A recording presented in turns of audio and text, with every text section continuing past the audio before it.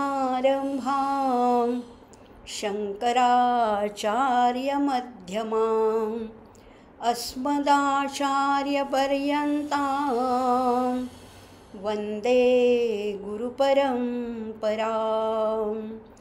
श्रुतिस्मृतिपुराणानाम् आलयं करुणालयं नमामि भगवत्पादं शङ्करल्लोकशङ्करं। शङ्करं शङ्कराचार्यं केशवं बादरायणं सूत्रभाष्यकृतौ वन्दे भगवन्तौ पुनः पुनः। नमस्कार श्रोते हो, माधवी रघुवीर या यूट्यूब चॅनलमध्ये आपणा सर्वांचं अतिशय मनापासून सानंद स्वागत करत आहे। स्तोत्र वैभव या उपक्रमाच्या माध्यमातून आपण दर सोमवारी भेटतोय रात्री 8 वाजता आणि नवनवीन स्तोत्रांचा परिचय करून घेतोय। अगदी गणेश पंचरत्न स्तोत्र झालं, अन्नपूर्णा झालं, देवी अपराध क्षमापन, गुरुवष्टकम किंवा अशी अनेक प्रातस्मरण स्तोत्र, अर्धनारीश्वर स्तोत्र, अशी अनेक स्तोत्र आपण अभ्यासलेली आहेत। त्याच्यातली जी स्तुतीपर आहे, त्याच्यातलं जे व्याकरण आहे, त्याच्यातले जे अलंकार आहे, त्याच्यातलं जे भाषा सौंदर्य आहे, या सगळ्याचा आपण टप्प्याटप्प्याने अभ्यास करतोय। आणि आज आपण बघणार आहोत, अनेक मला सूचना येत आहेत, अनेक काही प्रस्ताव येत आहेत की तुम्ही हे स्तोत्र घ्या, ते स्तोत्र घ्या। काही स्तोत्र अतिशय मोठी आहेत म्हणून ती घेणार नाही, काही स्तोत्र मला सुचवली आहेत ती घेणार आहे, पण ती स्तोत्र म्हणून नाही आहेत, तर ती प्रकरण ग्रंथ म्हणून आहेत। म्हणजे जसं की अगदी साधना पंचक आहे, चरपट पंजरिका आहे, अशी काही स्तोत्र जी आहे, मोह मुद्गल आहे, अशी स्तोत्र जी आहेत ती स्तोत्र नाही आहेत, ती कुठल्या देवतांचं स्तवन त्याच्यात नाही आहे, तर तो प्रकरण एक ग्रंथच आहे। एक तर अगदी छोटासा एकश्लोकी आत्मबोध हा एकाच श्लोकाचा प्रकरण ग्रंथ आहे, तोही आपण घेणार आहोत, पण तो स्तोत्रामध्ये समाविष्ट होत नाही, एवढंच आपल्याशी बोलायचं आहे। आपण शक्यतो वेगवेगळ्या देवतांची स्तोत्र घेणार आहोत। म्हणजे आता सुरुवात गणपतीपासून केली, मग देवी आहे, शंकराचं अजून घेतलं नाही आहे, पण श्रीकृष्णाची घेतली आहेत, किंवा गुरूंबद्दल बोललो होतो। अशी वेगवेगळी शक्यतो आपण स्तोत्र घेण्याचा प्रयत्न करणार आहोत। सगळं जमेल असं नाही, पण बघूया कसं जमतं आहे ते। तुमच्या सगळ्यांचा सहभाग आहे, तुमच्या सगळ्यांचा उत्तम असा प्रतिसाद आहे, आणि त्यामुळेच हे बोलायलासुद्धा आणि त्या निमित्ताने माझा अभ्यास होतो, हे तर खरीच गोष्ट आहे। असं हे बोलायलासुद्धा मला त्याच्यामुळे उत्साह द्विगुणित होतो। आज घेणार आहोत आपण त्याचं नाव आहे श्रीकृष्णाष्टकम, किंवा ह्याला श्रीकृष्ण तांडव स्तोत्र असंही म्हटलं जातं। पण खरं म्हटलं तर तांडव एकच आहे। तांडव म्हणजे शिवतांडव, शंकराचं जे तांडव आहे, जटाकटाह संभ्रम भ्रमण निलिंप निर्झरी, हे रावणाने रचलेलं आहे आणि ते शंकरांना शोभून दिसतं तांडव। त्याच्यातली जी वेगवान गतिमानता आहे ती त्याच्यात शोभून दिसते। अर्थात हे स्तोत्रसुद्धा गतिमान आहे, ह्याला एक वेग आहे, आणि वेगामुळे जे नादमाधुर्य प्राप्त झाले ते ह्या स्तोत्रामध्ये आहेच आहे। हे श्रीकृष्णाष्टकम आहे। खरं म्हटलं तर शंकराचार्यांची सगळी स्तोत्र अतिशय रसाळ आहेत, अर्थगर्भ आहेत, गेयता आहे, नादमाधुर्य हे सगळं आहे. आणि हे जे स्तोत्र आहे हे बालकृष्णाची स्तुती केली आहे. ह्याच्यामध्ये बालकृष्णाची स्तुती केली आहे आणि हे याच्यामधले शब्द अतिशय सोपे आहेत, पण तरीही तरल आहेत, प्रवाही आहेत. आणि त्यामुळे हा प्रवाहासारखा हा वेग ह्याच्यात जाणवत राहतो. आणि म्हणून ह्या वेगामुळे ह्याला कदाचित तांडव स्तोत्र म्हटलं असेल, पण वस्तुतः हे तांडव स्तोत्र नाही आहे. किंवा आणखीन एक गंमत सांगते की ह्याला जरी श्रीकृष्णाष्टक म्हटलं असलं तरी हे अष्टकसुद्धा नाही आहे. म्हणजे ह्याला अष्टकसुद्धा म्हणता येणार नाही, कारण हे जोड अष्टक आहे. अष्टकामध्ये आपल्याला माहिती आहे की आपण मागेही अष्टकं घेतलेली आहेत. अष्टकामध्ये 8 श्लोक असतात साधारण, किंवा मग 9वा एखादा फलश्रुतीचा असतो. तसं हे नाही आहे अष्टक. हे अष्टक जे आहे हे जोड अष्टक आहे. म्हणजे वाटतोय तो एक श्लोक, पण त्या एका श्लोकामध्ये 2-2 ओळीचे 2 श्लोक दडलेले आहेत. 4 ओळीचा एक श्लोक नाही आहे, तर 2-2 ओळीचे 2 श्लोक एका श्लोकात आहेत. तसं म्हटलं तर हे 8 दुने 16 आणि पुढचं फलश्रुतीचे धरून आणखीन श्लोक होतात. त्यामुळे वस्तुतः हे अष्टकसुद्धा नाही आहे. पण हे जर का डोळे मिटून शांतपणाने तुम्ही ऐकलत ना, खरी गोष्ट सांगते, ऐकलत ना नुसतं, तरी श्रीकृष्णाचं सगळं शब्दचित्र आपल्या डोळ्यासमोर उभं राहतं. आणि म्हणून ह्या स्तोत्राची जी आशयगर्भता, अर्थगर्भता आहे ती फार वेगळी आहे. आता हे स्तोत्र कुठल्या वृत्तामध्ये आहे, तर प्रमाणिका हे वृत्त आहे. आत्ताच मी म्हटलं ना जोड अष्टक आहे. जोड मग 4 ओळीचा एक श्लोक म्हटलं तर काय होतं, जोड अष्टक आहे. कारण तंत्रदृष्ट्या प्रमाणिका हे जे अष्टक आहे, या प्रमाणिका छंदामध्ये ज र ल ग अशी अक्षररचना आहे. आपल्याला अक्षरवृत्त माहिती आहेत. ज र ल ग अशी अक्षररचना असली तरी जर का श्लोकांची जोडी घेतली, 2 श्लोकांची जोडी म्हणजे 4 ओळीचा श्लोक जर का घेतला तर जर जर जग असं त्याचं वृत्तछंद होतो. पण इथे स्वतः आचार्य या स्तोत्राला काय म्हणतात, या वृत्ताला पंचचामर वृत्त म्हणत नाही आहेत.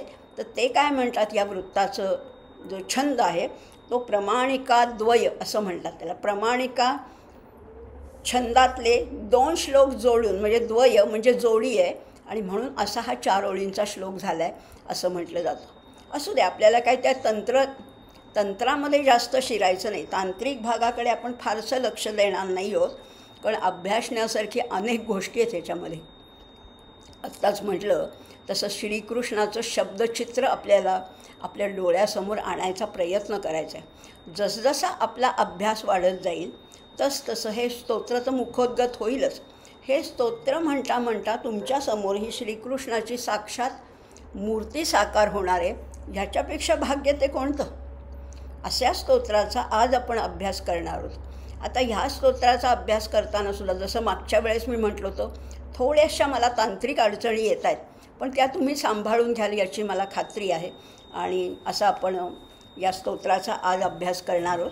स्तोत्राचं नाव आहे श्रीकृष्णाष्टकम. स्तोत्राला प्रवाह आहे, स्तोत्राला गतिमानता आहे, त्याला वेग आहे, आणि म्हणून ते वेगवान रीतीनेच म्हटलं पाहिजे. आणि ह्या संस्कृत स्तोत्राचा अभ्यास, त्याचा अनुवाद आमचे परिचित, मागच्याच वेळेस मी बोलले होते, श्रीयुत धनंजय बोरकर, अतिशय म्हणजे त्यांची काव्यरचना, म्हणजे त्यांची प्रतिभा फार अद्भुत आहे. त्यामुळे ह्या संस्कृत श्लोकाचा जसाच्या तसा त्यांनी मराठीमध्ये जो अनुवाद केला आहे तोही तितकाच परिणामकारक आहे. आणि म्हणून आपण दोन्हीचा अभ्यास करणार आहोत. आणि शिवाय त्याच्यातलं बिटवीन द लाईन्स काय आहे, त्याच्यातलं गुह्य अर्थ काय आहे. स्तोत्र आहेच आहे, सौंदर्य तर आहेच आहे, पण सौंदर्याबरोबर काही तत्त्वज्ञान आहे का ह्याचाही आपण अभ्यास करणार आहोत. आणि जास्तीत जास्त हा अभ्यास परिपूर्ण होण्यासाठी आपल्या प्रतिसादाची मला अपेक्षा आहे. त्यामुळे असा अभ्यास करूया आपण. सुरुवात करूया. मग म्हटलं तर 8 श्लोक आहेत आणि म्हटलं तर 16 श्लोक आहेत त्याच्यात. बघा काय म्हणत आहेत आचार्य, आधी काय म्हणत आहेत बघूया, अर्थ बघूया, अनुवाद बघूया, असा सर्वांगीण अभ्यास करणार आहोत. आचार्य म्हणत आहेत, भजे व्रजैकमंडनं समस्त पापखंडनं स्वभक्तचित्तरंजनं सदैव नंदनंदनं. हा झाला 2 ओळीचा एक श्लोक. पण त्यालाच जोडून पुढची जोडी जर घ्यायची असली तर पुढे म्हणतात, सुपिच्छगुच्छमस्तकं सुनादवेणुहस्तकं अनंगरंग सागरं नमामि कृष्ण नागरं. असे 2 श्लोक आपण अभ्यासासाठी घेणार आहोत. काय म्हटलं आहे, तो कसा आहे, भजे, अहम भजे, मी भजतोय, मी वंदन करतोय, मी नमस्कार करतोय, मी स्तुती करतोय, म्हणून भजे म्हटलेलं आहे. अहम भजे, प्रथम पुरुष एकवचन आहे. कुणाचं भजन करतोय, भजे व्रजैक मंडलम. व्रज, व्रज म्हणजे वृंदावन, व्रजभूमी म्हणतो ना आपण. व्रज हा अवधी भाषेतला शब्द आहे. त्यामुळे भजे व्रज एक मंडलम, मंडलम म्हणजे भूषण. मी कुणाला वंदन करतोय, भजे व्रजैक मंडलम, जो कसा आहे, समस्त पाप खंडनम, सगळ्या पापांचा नाश करणारा असा जो वृंदावनाला भूषण असणारा जो श्रीकृष्ण आहे, त्याला मी वंदन करतोय. आणि कसं आहे, स्वभावचित्त, स्वभक्तचित्तरंजनम, आपल्या भक्तांच्या चित्ताचं रंजन करणार आहे. भक्तांचं चित्त अगदी रमवून टाकणार आहे, रंजन करणारा असा तो आहे. आणि कसा आहे, सदैव नंदनंदनम, फार सुंदर म्हटलेलं आहे. नंदाला सदैव आनंद देणाऱ्या अशा स्वतः आनंदकंद असणाऱ्या श्रीकृष्णाला मी नमस्कार करतो. भजे किंवा सदैव नंदनंदनम, नंद धातू आहे ज्याच्यावरनं आनंद शब्द आला आहे. आणि हा कुणाचा मुलगा आहे, नंदाचा मुलगा आहे. नंदनंदनम हा दोन्ही अर्थाने आहे. नंदाचा जो नंदन आहे तो नंदनंदन आहे, आणि सगळ्यांना आनंद देणारा, सगळ्यांच्या चित्ताचं रंजन करणारा असा तो आहे. अशा त्या आनंदकंद अशा श्रीकृष्णाला मी नेहमी भजत असतो. सदैव नंदनंदनम. आता कसा आहे हा श्रीकृष्ण बरं, मोर पिसांचा मुकुट त्यांनी धारण केलेलं आहे. सुपिच्छ गुच्छ मस्तकम, छचं बघा किती सुंदर अनुप्रास चाललेलं आहे. सुपिच्छ गुच्छ कुठे घातलं आहे, मस्तकम, ते मोरपीस इतकं डौलदारपणाने धारण केलेलं असं आहे. सुपिच्छ गुच्छ मस्तकम सुनाद वेणुहस्तकम. वेणू कशी आहे, त्याच्या हातातली जी मुरली आहे, तो पावा जो आहे, ती वेणू जी आहे, सुनाद, अतिशय मंजुळ नाद आहे. आणि ही कुठे धरली आहे, हातात धरली आहे. आणि म्हणून त्याला म्हटलेलं आहे सुनाद वेणुहस्तकम. उत्तम आवाजाची, उत्तम रवाची मुरली रव जो आहे, त्या मुरलीला ज्याने हातात धारण केलेले आपल्या हातामध्ये. आणि कसं आहे, अनंग रंग सागरम. अनंग रंग, अनंग आपण मागच्या भागात पाहिलं होतं. अनंग हे मदनाचं नाव आहे. आणि त्याचे कांती कशी आहे, तर मदन म्हणजे पुरुषाला जर का उपमा द्यायची असेल सौंदर्याच्या बाबतीत, तर मदनाचा पुतळा, किंवा विठुरायाला सुद्धा म्हटलेलं आहे राजस सुकुमार मदनाचा पुतळा. मदन म्हणजे सर्वोच्च सौंदर्य आहे. मग आता या मदनाची जी कांती आहे तशी कांती ह्याची आहे. आणि म्हणून त्याला म्हटलेलं आहे अनंग रंग सागरम. त्यामुळे कामदेवाच्या कांतीचा आहे. आणि कसं आहे, नमामि कृष्ण नागरम, अशा या नटनागर अशा कृष्णाला मी वंदन करतो आहे. आता कामदेवासारखी कांती आहे, शृंगार रस म्हटलं तरी हा कृष्णच आहे. शृंगार रसाचा जणू काही सागर आहे. अनंग रंग सागर, कांती तर अनंगासारखी मदनासारखी आहेच आहे, पण शृंगार रस कुठे आहे, त्या रासलीलेमध्ये इतका शृंगार रस भरलेला आहे. आणि ह्या शृंगार रसाचा जो सागर आहे, जो नटनागर आहे, अशा श्रीकृष्णाला मी वंदन करतो, असं पहिल्या 2 श्लोकात किंवा जोड श्लोक म्हटला तर एका श्लोकात म्हटलेलं आहे. आणि म्हणून या श्लोकाचा असा अर्थ आहे. बघा आता तो कृष्ण, तो बालकृष्ण, तो लीला करणारा कृष्ण अगदी सहजच आपल्या डोळ्यासमोर उभा राहतो, आपल्या मनश्चक्षुसमोर उभा राहतो. आणखी त्याच्यामध्ये भर घालण्यासाठी आपण मराठी अनुवाद पण बघणार आहोत. तोही तितकाच परिणामकारक आहे. काय म्हटलेलं आहे, व्रजास भूषवी सदैव पातकास नाशितो मनास मोद भाविका दयानिधीस वंदितो पिसे तुरे शिरी सुरेल सानिका धरी करी समुद्र प्रीतीचा खरा नमूच लाख श्रीहरी. किती सुंदर अनुवाद केला आहे बघा. जसं आचार्यांच्या ह्याच्यात जी गेयता आहे तशीच या मराठी अनुवादामध्ये तंतोतंत ती उतरलेली आहे. असा हा पहिला श्लोक आपण बघितला. आता 4 ओळींच्या ह्याला आपण एक श्लोक म्हणूया. पुढचा दुसरा मंत्र काय आहे, दुसरा श्लोक काय आहे, मनोजगर्वमोचनं विशाललोललोचनं विधूतगोपशोधनं नमामि पद्मलोचनम् करारविन्दभूधरं स्मितावलोकसुन्दरं महेंद्रमानदारणं नमामि कृष्णवारणम्. आता बघा कसं आहे. आता कामदेवाच्या कांतीचा असा आपण मागच्या श्लोकात म्हणला किंवा कामदेवासारखा शृंगार रसाचा दर्या असलेला सागर असलेला असा तो आहे. पण ह्याच कृष्णाने मदनाची जी ऐट होती, मदनाचा जो तोरा होता तो पूर्णपणाने नाहीसा केलेला आहे. मदनाला पराभूत करणारा हा आहे. आणि मदनाचा आता अनंग हे एक नाव पाहिलं आपण. आता दुसरं नाव आहे मनोज. कारण मनामधनं जन्मलेला आहे तो. त्याला रूप नाही आहे, त्याला आत्ता आकार नाही आहे, तो आत्ता अस्तित्वात सुद्धा त्याचं नाव आहे. म्हणून अशा या मनोजाचं गर्वमोचन केलं आहे. म्हणजेच या मदनाचा तोरा हरण करणारा असा हा श्रीकृष्ण आहे. बरं, त्या श्रीकृष्णाचे डोळे कसे आहेत? विशाल लोल लोचनम. विशाल आहेत, टपोरे आहेत. पण टपोरे म्हणजे नुसते स्थिर आहेत का, मोठे नुसते बटबटीत आहेत का? अहो नाही, विशाल आहेत पण लोल आहेत, ते चंचल आहेत, ते असे फिरत आहेत. विशाल लोल लोचनम, त्यामुळे टपोरे चंचल असे नेत्र असणारा असा तो आहे. आणि कसं आहे? विधूत गोपशोचनम. विधूत, धूत म्हणजे धुवून टाकलेले. काय? कुणाचं दुःख? गोपशोचनम. गोवळ्यांच्या पोरांमध्येच वाढलेला आहे ना हा. गोपिकांमध्ये राहत असलेला हा काय करतो? या गोपिकांचं, गोपांचं जे दुःख आहे ते धुवून टाकतो, ते नाहीसं करतो. विधूत गोपशोचनम नमामि पद्मलोचनम.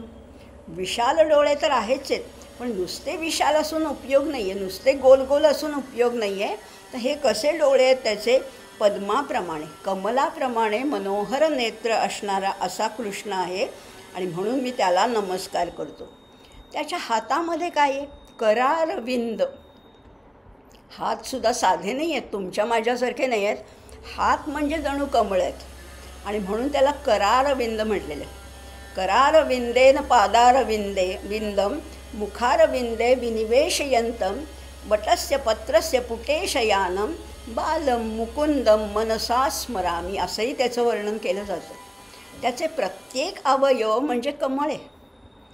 हात कमळासारखे आहेत, पाय कमळासारखे आहेत, डोळे कमळासारखे आहेत, त्याची नाभीसुद्धा कमळासारखी. असा जो करारविंद भूधरम, त्या कमळासारखे जे आहेत त्याचे कोमल हात आहेत. पण कोमल म्हणजे काही लेच्यापेक्षा नाही येतो. या कोमल हाताच्या एका करंगळीवर ह्यांनी गोवर्धन पर्वत धारण केला आहे. अख्खा गोवर्धन पर्वत उचलला आहे लीलया. आणि तो सुद्धा कष्टाने नाही, लीलया. आणि सगळ्या गोपांना वाईट वाटू नये म्हणून सगळ्यांना काठ्या लावायला सांगितल्या आहेत. म्हणजे त्यांचाही सहभाग त्याच्यामध्ये अभिप्रेत आहे. खरा उचलला आहे ह्यानेच, एका बोटावर उचललेला आहे. पण सगळ्या गोपांना सहभागी करून घेण्यासाठी सगळ्यांना सांगितलं की तुम्ही तुमच्या काठ्या लावा, म्हणजे हा आपण गोवर्धन उचलू. काय सांगतं ह्याच्यामधनं? हा सूचक असा मंत्र आहे खरं म्हटलं तर. सगळ्यांचा सहभाग अपेक्षित आहे. आणि असा तो लीलया गोवर्धन पर्वत त्यांनी उचलला आहे. त्यामुळे म्हटलेलं आहे करारविंद भूधरम. भू म्हणजे जमीन, आणि भूमीला धारण करणारा भूधर म्हणजे पर्वत. त्या अशा कमळासारख्या कोमल हातावर त्यांनी हा अख्खा गोवर्धन पर्वत धारण केलेला आहे. आणि त्याचं स्मितहास्य, आणि एवढं करून तो हसतोय बरं का. आपण एखादं कष्टाचं काम करत असलो तर आपण अगदी घाम गाळतो, आपला चेहरा त्रासिक होतो. ह्याचं तसं नाही आहे. एवढा गोवर्धन धारण करून हा आपला हसतोय म्हणजे स्मितहास्य करतोय, मिश्किलपणाने हसतोय. आणि म्हणून त्याला म्हटलेलं आहे स्मितावलोक सुंदरम. त्याचं अवलोकनसुद्धा सुंदर आहे, त्याचं हास्यसुद्धा सुंदर आहे. आणि कसं आहे? महेंद्र मानदारणम. महेंद्र, इंद्राचं नाव आहे महेंद्र, मोठा इंद्र आहे ना. महेंद्र मानधारणम, इंद्राचा अभिमानसुद्धा उखडून टाकणाऱ्या अशा त्या कृष्णरूपी जो महागज आहे त्याला नमस्कार. नमामि कृष्ण वारणम. वारण म्हणजे हत्ती, गज. अशा कृष्णरूपी हत्तीला मी वंदन करते. आता हत्ती का म्हटलं ह्याला इथे? सगळीकडे तो वास करून आहेच आहे, पण त्याची शक्ती बघा केवढी आहे. दिसत नाही आहे, दिसतोय साधा, पण आहे केवढा शक्तिमान. रामरक्षेमध्ये सुद्धा म्हटलं ना, रामलक्ष्मण कसे आहेत? सुकुमारव पण महाबलव. सुकुमारव महाबलव. तसंच हा आहे की हात त्याचे अतिशय कोमल आहेत, करारविंद पण भूधरम असं आहे. आणि म्हणून ह्या कृष्णाला मी वंदन करतो असं म्हटलेलं आहे. मराठी अनुवादामध्ये काय म्हटलं आहेत बघा. मनोज गर्व मोचनमचा अनुवाद काय सुंदर केला आहे. अनंग गर्व नाशितो विशाल नेत्र हालवी, नमू सरोज नेत्र सर्व गोप दुःख घालवी, पद्महस्त पर्वतास इंद्र गर्व भेदितो, सुरेख गोड हास्यमी हरी गजास वंदितो, हरी गजास वंदितो. तो गोवर्धन पर्वत उचलून त्यांनी इंद्राचा गर्वहरण केलेलं आहे. इंद्राला सुद्धा गर्व झाला होता ना, की मीच सगळा पाऊस पडतो, माझ्यामुळेच सगळं आहे. तोही गर्व नाहीसा याने केलेला आहे. असा हा आहे. तिसऱ्या कडव्यामध्ये म्हटलेलं आहे, तो कसा आहे. कदंबसून कुंडलम सुचारुगंडमंडलम, व्रजांगनैकवल्लभम नमामि कृष्ण दुर्लभम, यशोदया समोदया सगोपया सनंदया, युतं सुखैकदायकं नमामि गोपनायकम. कसा आहे. कदंबसून कुंडलम. कदंब वृक्ष तर अतिशय कृष्णाचं प्रिय असा वृक्ष आहे. या कदंबाच्या वृक्षाखालीच हा मुरली रव सगळ्या गोपिकांना जमवायचा.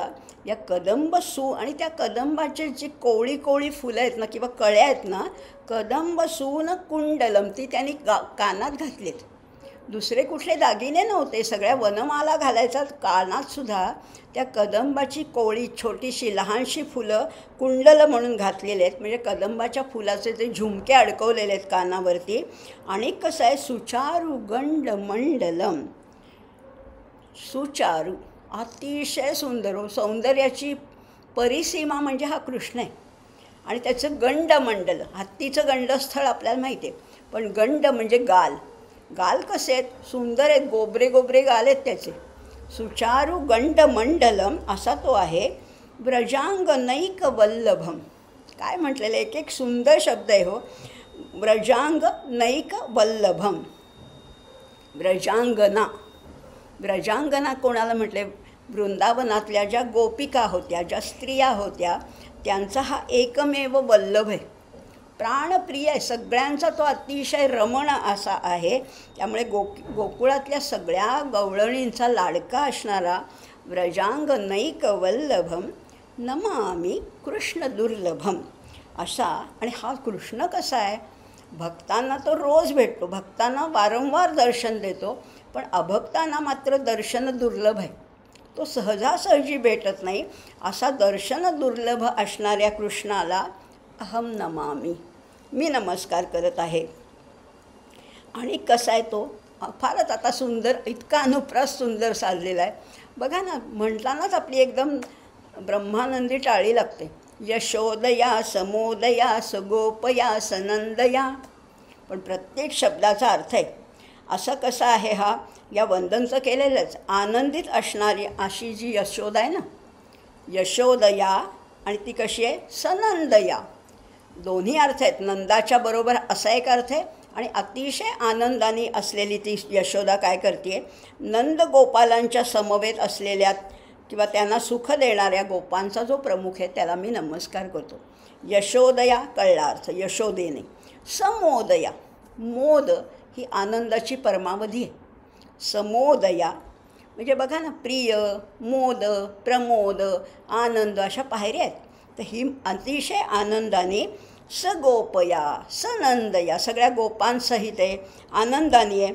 युतम सुखैकदायकम. अशा सगळ्यांना सुख देणाऱ्या अशा त्या सुखदायक असलेल्या जो गोपांचा नायक आहे, जो प्रमुख आहे, जो लीडर आहे, त्याला मी वंदन करतो. आणि म्हणून म्हटलेलं आहे नमामि गोपनायकम. समजतो आहे अर्थ, आपल्याला समजतो आहे, पण त्याच्यातलं आचार्यांचं जी प्रतिभा आहे, आचार्यांचं जे शब्दवैभव आहे, ते पुन्हा पुन्हा आपल्यासमोर व्यक्त होतं आहे. आणि जितक्या वेळा ते व्यक्त होईल तितक्या वेळेला आपण नतमस्तक होते. आपल्या हातात काहीच नाही आहे. नतमस्तक होण्यापलीकडे आपल्याकडे आहे तरी काय. आपण वारंवार आचार्यांना वंदन करतो आहे.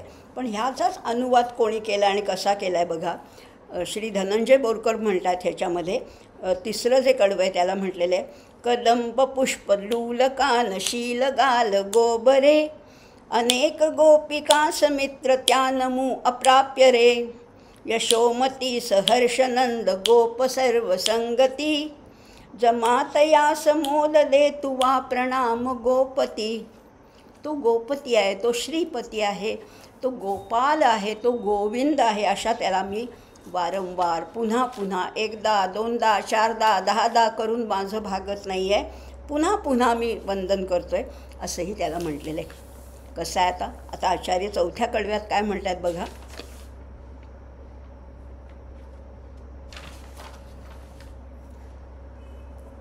काय म्हणतात, सदैव पाद पंकजं मदीय मानसे निजं दधानमुत्तम बालकं समस्त दोष शोषणं समस्त लोकपोषणं समस्त गोपमानसं नमामि नंदलालसं. ते आकडे जरा पुढे मागे झाले.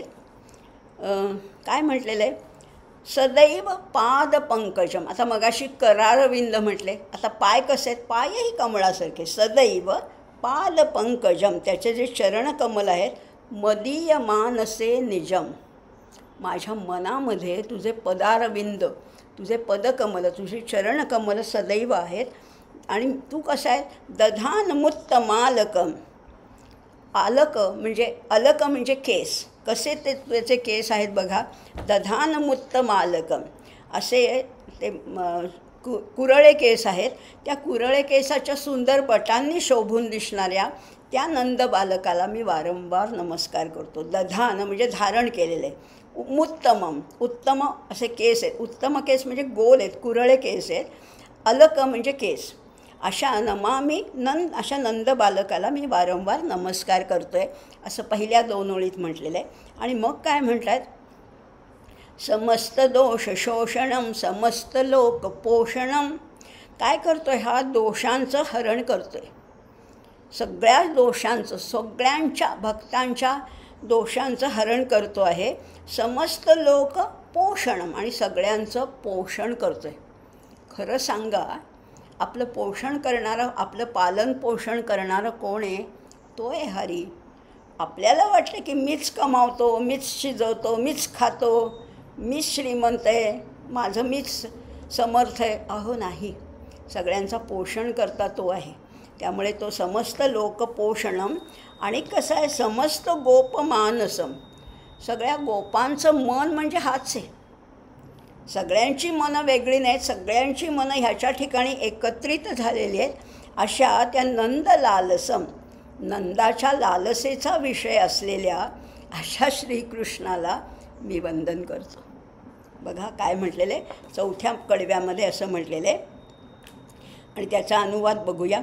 मनात माझिया सदैव पादपद्म ठेवितो बटासुरेख मी सुनंद लेकरास वंदितो करून सर्व दोषनाश लोक सर्व पोषितो प्रणामनंद बालकास गोपमान साततो. काय एक एक खरंच कमाल गोष्टी असतात. आचार्यांचं तर आहेच आहे, आचार्यांची स्तोत्ररचना, शब्दरचना, अनुप्रास, अलंकार, पण त्याचे अनुवाद करणेच वाटतं. पुढे 5व्या कडव्यात म्हटलेलं आहे, भुवो भरावतारकं भवाब्धिकर्णधारकं यशोमती किशोरकं नमामि चित्तचोरकं दृगन्तकान्तभङ्गितं सदा सदालसङ्गितं दिने दिने नवं नवं नमामि नन्दसंभवम्. आता बघा, भुवो भराव तारकम, भुईवर जो भार आहे ना, भुवो म्हणजे भूमीवर, भूमीवर जे दुष्टांचा नुसता भार आहे, आपण म्हणतो ना खायला काळ आणि भुईला भार, हे दुष्टांचं जे ओझं आहे ना, भर म्हणजे ओझं आहे, त्याचं निरसन करणारा हा आहे. भगवद्गीता आपल्याला सांगतेच ना, परित्राणाय साधूनां विनाशाय च दुष्कृतां. दुष्कृतांचं विनाश करण्यासाठी ह्यांनी अवतार घेतलेला आहे. भुवो भराव तारकम. कसा आहे हा? भवाब्धी कर्णधारकम. कर्णधार आहे, कॅप्टन आहे, कप्तान आहे. कशाचा? या नौकेचा तो कप्तान आहे. आणि तो काय करतो? आम्हाला या भवसागरातनं पार नेतो आहे. भवाब्धी कर्णधारकम. त्या भवसागरातल्या नौकेचा हा कर्णधार आहे. यशोमती किशोरकम. कसा आहे? यशोदेचा पुत्र आहे, किशोर आहे तो. यशोमतीचा जो किशोर आहे असा जो आहे तो मन आमचं काबीज करतो. नमामि चित्तचोरकम. आमचं चित्तचं हरण करणारा आहे हा चित्तरंजन आहे. आणि म्हणून ह्याला मी पुन्हा पुन्हा नमस्कार करतो. जो दृगंतकांत भंगिनम. दृक म्हणजे दृष्टी आणि त्याचा अंत म्हणजे थोडा कटाक्ष टाकतोय. असा समोर बघत नाही, एक नेत्र कटाक्ष टाकतोय, तिरप्या नजरांनी बघतोय. त्यामुळे गवळणीमध्ये सुद्धा म्हटले, तिरपी नजर माझ्यावरी त्या सावळ्या हरीची. अशी तिरपी नजर टाकून बघणारा दृगंतकांत भंगिनम. डोळ्याच्या कोपऱ्यातून तो बघतोय. आणि कसं आहे? सदा सदा लसंगिनम. ज्या दुष्ट आहेत ना त्यांच्याशी नेहमी कपटाने वागणाऱ्या कपटपटू अशा श्रीकृष्णाला दररोज जो नवनवीन वाटतो. काय सुंदर रचना केली आहे. दिने दिने नवम नवम. नुसतं दिने आणि नवम म्हटलं असतं तरी चाललं असं, पण दिने दिनेमध्ये वारंवारिता आहे, रिपिटिशन आहे. आणि रिपिटिशन मध्ये आपल्याला गोडी वाटते. घरोघरी, पानोपानी, पदोपदी असं म्हणतो ना आपण. इथे सुद्धा म्हटलेलं आहे दिने दिने नवम नवम. रोज पाहिला तरी रोज हा नवीनच वाटतो. हो, हा जुना आहे, हा कंटाळवाणा आहे, आता बोर झालं आहे असं होईल का ह्याच्या बाबतीत? नाही. हा कसा आहे? दिने दिने नवम नवम नमामि नंदसंभवम. यशोदेचाही उल्लेख केला आहे आणि नंदाचाही केला आहे. हे त्याचे जे पालन करते माता पिता आहेत त्यांचा वारंवार उल्लेख केलेला आहे. अगदी वसुदेव देवकीपेक्षा सुद्धा नंद यशोदेनी ज्याचं पालन केलेलं आहे अशा या अवखळ श्रीकृष्णाला सांभाळलेलं आहे, त्यांचा गौरवाने उल्लेख केलेला आहे. अशा अपूर्व सुंदर अशा त्या नंदकुमाराला मी पुन्हा पुन्हा वंदन करतो असंही म्हटलेलं आहे. आता आणखीन जाऊयात. हे वरवरचं वर्णन झालं की त्याचा रंग कसा आहे, त्याने मोरपिसं कशी घातली आहेत, कानात काय घातले, हे झालंच. आता कसा आहे तो? गुणाकरम सुखाकरं कृपाकरं कृपावरं सुरद्विषन्निकन्दनं नमामि गोपनन्दनं नवीन गोपनागरं नवीन केलिलं पटं नमामि मेघसुन्दरं तडित्प्रभा लसत्पटं. कसा आहे? नुसताच रूपवान नाही आहे, गुणांचा खजिना आहे, गुणांचा साक्षात निधी आहे, गुणांचा ठेवा असलेला हा गुणाकरम आहे. सगळ्या सद्गुणांची खाण इथेच आहे. पृथ्वीवरचं तुम्ही समजा सगळ्या मानवी सद्गुणांची यादी केली त्याहीपेक्षा ह्याचे सद्गुण अवर्णनीय आहेत, म्हणून तो गुणाकरम आहे. आणि कसं आहे? सर्व सुखाचे आगर असलेला आहे तो सुखाकरम. पंढरीरायाचं वर्णन करताना म्हटलेलं ना, सर्व सुखाचे आगर बाप रखुमा देवी बरू. हा तोच आहे. गुणाकर आहे, तो सुखाकर आहे, तो कृपाकर आहे आणि तो कृपावर आहे. आता बोला, गुणाचा खजिना आहे, सुख देणारा आहे, कृपा त्याला नुसती हाक मारली की तो धावत येणारा असा आहे, कृपेने युक्त आहे आणि कृपेमध्ये श्रेष्ठपण आहे. कृपाकरम आहे आणि कृपावरम आहे. वरम म्हणजे श्रेष्ठ आहे. कृपा करण्यात याचा हात कोणीच धरणार नाही असा तो आहे. सुरत विषन्निकंदनम. सुरत विषण, सुर म्हणजे देव, त्यांचे द्वेष करणारे कोण आहेत? ते दानव आहेत किंवा दैत्य आहेत. देव आणि दैत्य यांचं कलह की यांचा संघर्ष चालूच आहे. पण असे जे सुरांचे जे शत्रू आहेत, देवांचे जे शत्रू आहेत म्हणजे दैत्य आहेत, त्यांचं निकंदन करणारा म्हणजे त्या दैत्यांचा संहार करणाऱ्या कृष्णाला मी नमस्कार करतोय असा तो आहे. आणि नमामि गोपनंदन. पुन्हा तो लहानसा आहे. हा जेवढा अगदी रणांगणात जरी तो रणकर्कश असला तरी तो इथे कसा आहे? नमामि नंदनंदनम गोपनंदनम असं म्हणलेलं आहे. आणि कसं आहे? नवीन गोपनागरम. त्याला खेळायला सुद्धा वेगवेगळे खेळ, एकच खेळ खेळत नाही आहे. कधी चेंडू खेळतो, कधी बिट्टी दांडू खेळतो, कधी त्या गाईच्या पाठीमागे पळतो. रोज नवीन खेळ शोधून काढतो. आणि ह्या गोपांच्या बरोबर ह्या गोप बालकांसमवेत खेळणारा नवीन गोप नागरम नवीन केली लंपटम काय करतो आहे, ज्याच्या सगळ्यामध्ये तो चपळ तर आहेच आहे आणि ज्याच्या नाजूक अशा शरीरावर विद्युल्लतेप्रमाणे ती प्रभा झळाळते. नवीन केली लंपटम नमामी मेघसुंदरम, जणू काही त्याचं शरीर म्हणजे मेघ आणि त्याच्यावर झळकणारी ती प्रभा, ती विद्युल्लता, त्याच्यामुळे तो शोभून दिसतोय. तळीत प्रभा लसतपटम, विद्युल्लतेप्रमाणे झळकत आहे अशा त्या मेघश्याम अशा श्रीकृष्णाला. रंग कसा आहे त्याचा, मेघासारखा आहे, घनश्याम मेघश्याम त्याला म्हटलेलं आहे ना.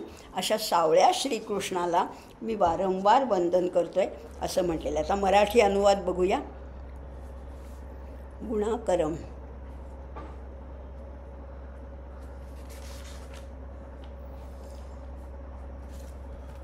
गुणागरा सुखागरा कृपानिधी कृपा करा, विनाशदेव शत्रूचा प्रणाम गोपकुमरा.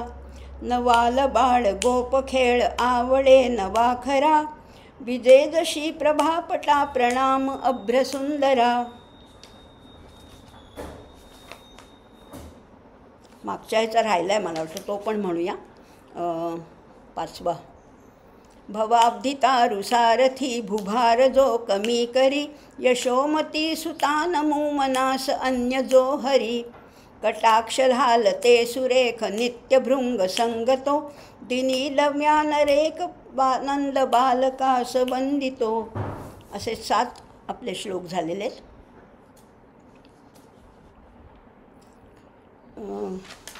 पुढे बघूया. पुढे म्हटलेलं आहे समस्त गोपनंदनम हृदंबुजैकमोदनम नमामि कुंजमध्यगम प्रसन्नभानुशोभनम. निकामकामदायकं दृगन्तचारुसायकं रसालवेणुगायकं नमामि कुंजनायकं. कसं आहे, समस्त गोपनंदनम, हे सगळं जे वर्णन आहे ना ते बालकृष्णाचे. योगेश्वर श्रीकृष्ण नाही, रासक्रीडा खेळणारा श्रीकृष्ण नाही, रणछोडदास श्रीकृष्ण नाही, हा बालकृष्ण आहे, हा वृंदावनातला श्रीकृष्ण आहे. आणि म्हणून वारंवार त्या गोपांचा, त्या गोपिकांचा, त्या वृंदावनाचा, त्या गोकुळाचा उल्लेख आहे. हा कसा आहे, समस्त गोपनंदनम, कळतो आहे तुम्हाला अर्थ, सगळ्या गोपांना आनंद देणार आहे. हा नसला की कोणाला चैनच पडत नाही. सगळ्या गोपांना आनंद देणारा हाच आहे. कारण तो कसा आहे, हृदंबुजैक मोदनम, हृदय कमळाला प्रफुल्लित करणार आहे.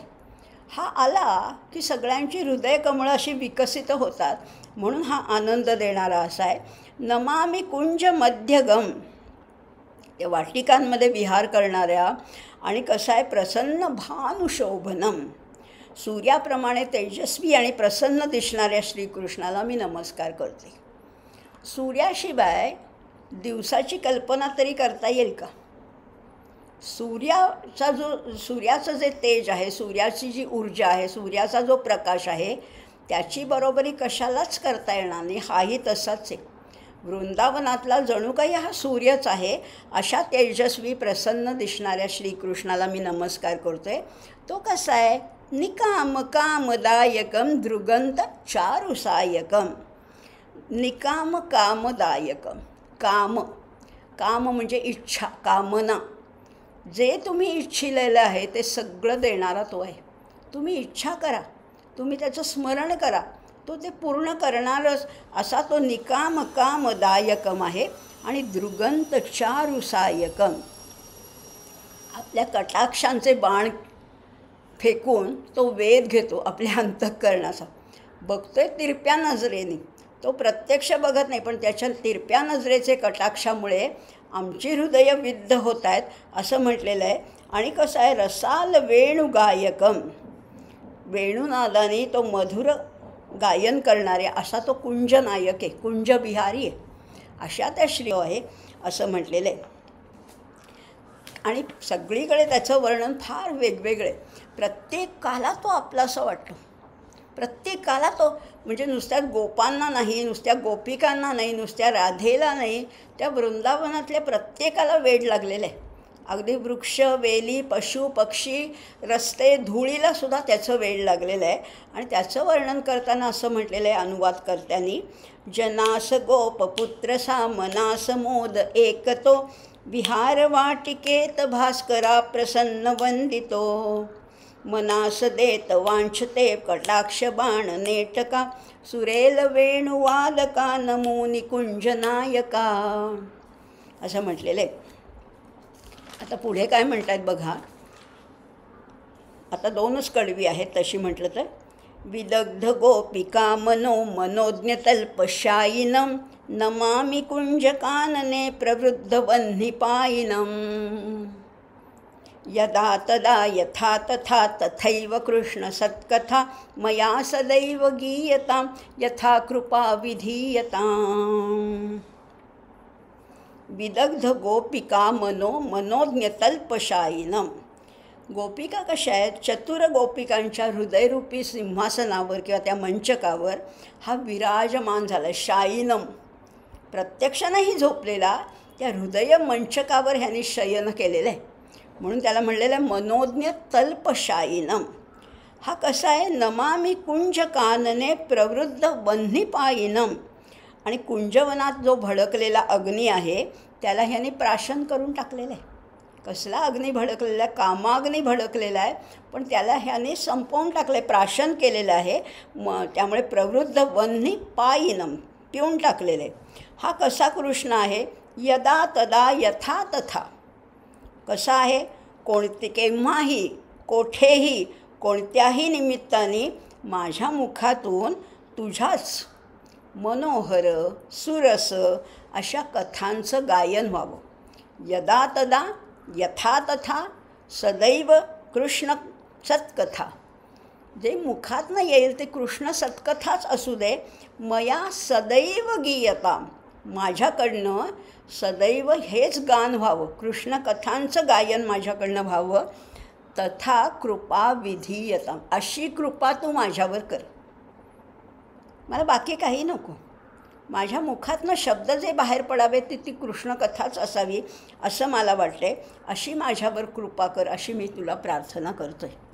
बघा आता प्रार्थनासुद्धा किती वेगळी केलेली आहे. नेहमीच आपण म्हणतो ना की मागणी काय मागायची, प्रार्थना काय करायची आहे, परमेश्वराकडे वरदान काय मागायचे.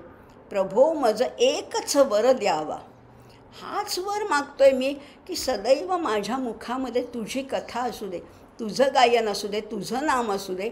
हेच माझं मागणं आहे आणि हे सर्वोच्च मागणं आहे. बाकी भौतिक, वैषयिक इथलं काहीतरी नको आहे आपल्याला.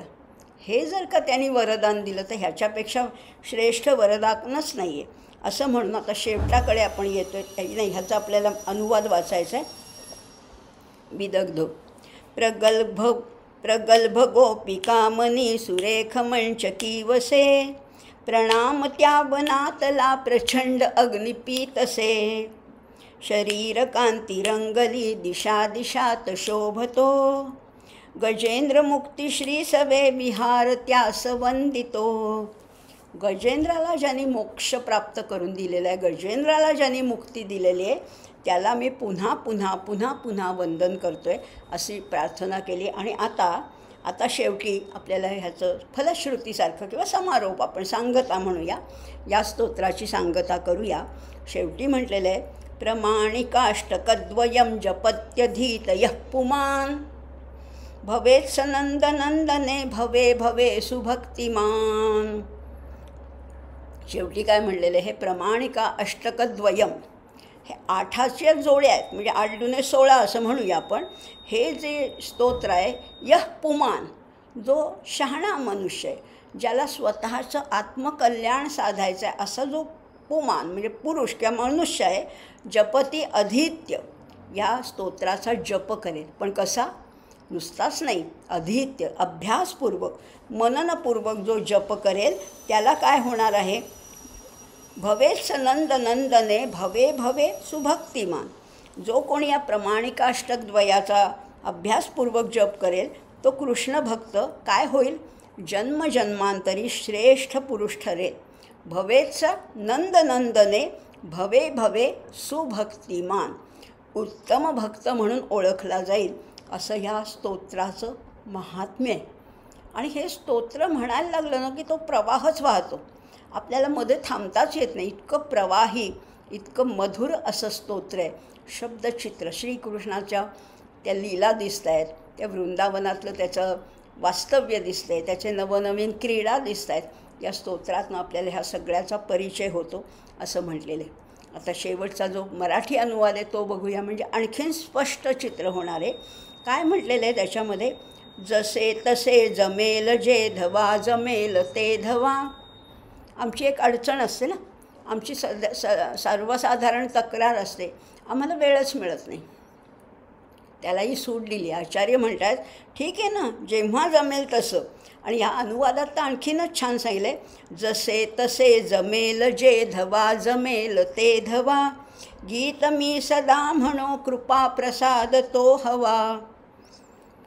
प्रमाणिकाष्टकद्वयं प्रयत्नपूर्व गातसे. दरेक जन्म कृष्ण भक्त श्रेष्ठ व्यक्ती होतसे. तोटा तर काही नाही आहे.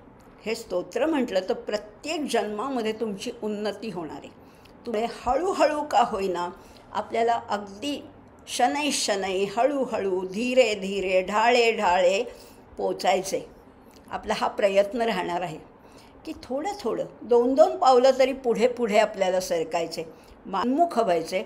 आणि होता होईल तो जसा जमेल तसा आपला अभ्यास करत राहायचे. एक न एक दिवस पोचूच, त्या परमपदापर्यंत पोचूच आहे. यद् गत्वा न निवर्तन्ते तद्धाम परमं मम, असं भगवंत सांगतायत. मग आपल्याला परत यायचं नाही आहे, त्याच्या चरणाशी स्थिर राहायचे. त्याचे चरण कसे? अरविंद, चरणारविंद आहे. पद्म काय म्हणतात, पादपद्मापाशी जर का आपल्याला कायमचं वास्तव्य करता आलं तर ह्याच्या इतकं मनुष्य जन्माचं सार्थक नाही असंच म्हणूया. आणि आज मात्र हे स्तोत्र इथेच समारोप करूया. पुढच्या वेळेस, पुढच्या सोमवारी नवीन स्तोत्र, नवीन अभ्यास, नवीन काहीतरी आपल्याला निश्चितच ऐकायला मिळेल. आज मी आत्ता सांगू शकत नाही की पुढच्या वेळेस कुठलं स्तोत्र आहे. जशी काही त्याची इच्छा असेल तसं घडेल असंच म्हणते. इथेच थांबूया. सर्वेपि सुखिनः सन्तु, सर्वे सन्तु निरामयाः, सर्वे भद्राणि पश्यन्तु, मा कश्चित् दुःखमाप्नुयात्. ओम शांती शांती शांती. धन्यवाद. भजे व्रजैकमण्डनं समस्तपापखण्डनं स्वभक्तचित्तरञ्जनं सदैव नन्दनन्दनं सुपिच्छगुच्छमस्तकं सुनादवेणुहस्तकं ह्यनङ्गरङ्गसागरं नमामि कृष्णनागरम्, नमामि कृष्णनागरम्. मनोजगर्वमोचनं विशाललोललोचनं विधूतगोपशोचनं नमामि पद्मलोचनं करारविन्दभूधरं स्मितावलोकसुन्दरं महेन्द्रमानदारणं नमामि कृष्णवारणं, नमामि कृष्णवारणम्. कदम्बसूनकुण्डलं सुचारुगण्डमण्डलं प्रजाङ्गनैकवल्लभं नमामि कृष्णदुर्लभं. यशोदया समोदया सगोपया सनन्दया युतं सुखैकदायकं नमामि गोपनायकम्, नमामि गोपनायकम्.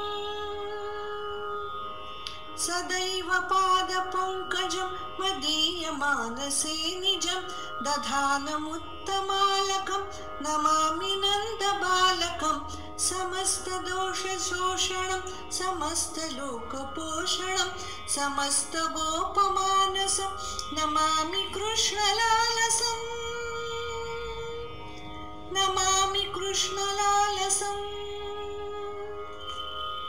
भुवोभरावतारकं भवाब्धिकर्णधारकं यशोमती किशोरकं नमामि दुग्धचोरकं दृगान्तकान्तभङ्गिनं सदा सदा लसङ्गिनं दिने दिने नवं नवं नमामि नन्दसम्भवम् नमामि नन्दसम्भवम्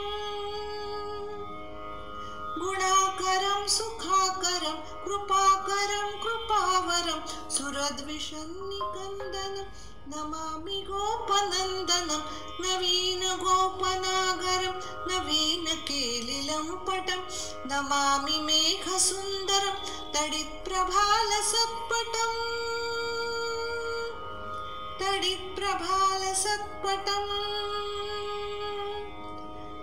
समस्तगोपनन्दनं हृदम्बुजैकमोहनं नमामि कुञ्जमध्यगं प्रसन्नभानुशोभनं निकामकामदायकं दृगन्तचारुसायकं रसालवेणुगायकं नमामि कुञ्जनायकम्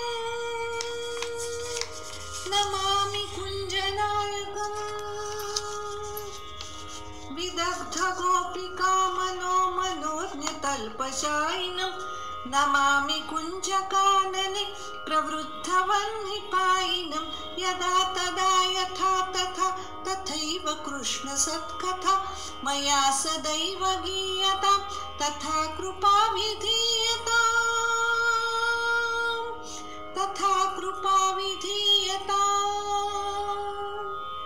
प्रमाणिकाष्टकद्वयं जपत्यधित्य यः पुमान् भवेत् स नन्दनन्दने भवे सुभक्तिमान् भवेत् स नन्दनन्दने भवे सुभक्तिमान् भवेत् स नन्दनन्दने भवे सुभक्तिमान्।